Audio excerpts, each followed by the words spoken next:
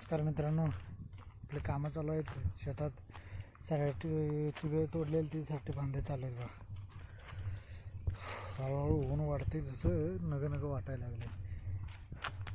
मुंबई पुण्याला असलं असं वाटतं की त्याच्याला गावाला जावं. गावाला शेती करणं एवढं सोपं राहिलेलं नाही आता पहिल्यासारखं. पहिली माणसं गावाची शेतात याची, तर आता कोण कोणाची ती बसत नाही. प्रत्येकाचं झालं. सगळी पोरं कोण असतील शिकते ते, जाते ते मुंबई पुण्याला कामं करते ते. गावाकडे शेती करायला कोण उरलंच नाही. पण असं आपण नक्की या चॅनलवरनं शेतकऱ्यांना हे करू शकतो, प्रगतशील शेती कशी करायची, जेणेकरून माणसांची जास्त गरज नाही लागली पाहिजे. पाणी लावाय, याला मांगलन कराय. प्रगतशील शेतकरी नक्की करू आपण. ह्या चॅनलवरून हाच प्रयत्न करणार आहे की कशी शेती प्रगतशील करता येईल आपल्याला.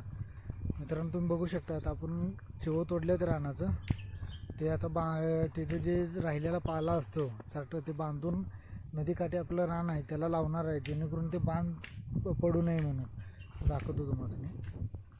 मित्रांनो, हे असं चिवेचे सारटं आहेत.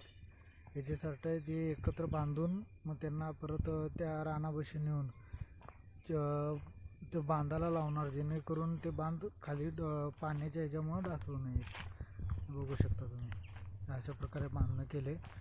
नंतर नेऊन ते लावायचं आहे. तसे गावाकडचं वातावरण मित्रांनो, गावाकडे जे वातावरणाचं सुख भेटतं ते शहरात जरा पण नाही. तुम्ही किती शोधलं असं म्हणून भेटणार नाही. अशा प्रकारे थोडीफार रानातली कामं करायचीत. गावाकडे शेती करून सुखी राहिलेलं बरं शहरातल्या धावपळीपेक्षा.